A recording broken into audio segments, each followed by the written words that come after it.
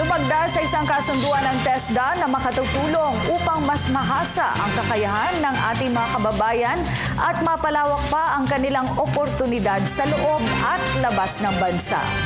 Kung ano ito, alamin natin sa ulat ni Julius de Samburon.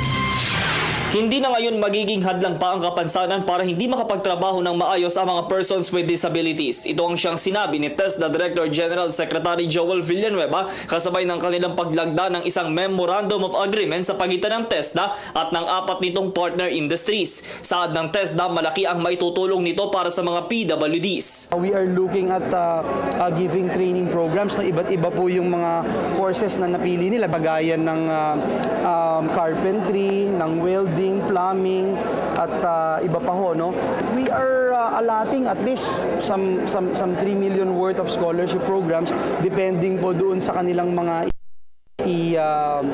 i-endorse ng mga PWD beneficiaries. May kaugnayan ito ni Villanueva sa pagsasagawa ng International Ability Olympics o Abilimpics sa Marso 2016 sa bansang France. Well, una po yung sa NCDA, naglaan din po tayo ng pondo, no? At least about ₱500,000 pesos na inilaan natin para training. Nilalayon kasi ng ahensya na bigyang pagkilala ang mga manggagawang may kapansanan sa kanilang hirap na ibinubuhos makapagtrabaho lang.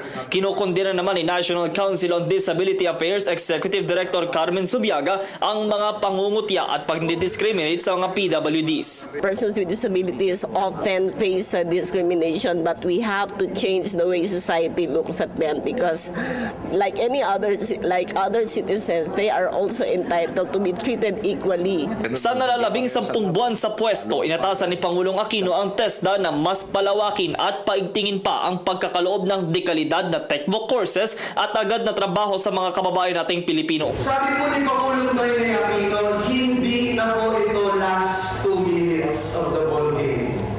Sabi po niya, dapat bigay todo. Ginawa ang nasabing MOA agreement sa mismong araw ng kaarawan ni Villanueva. Para sa Telebisyon ng Bayan, ako si Julius de Samburon.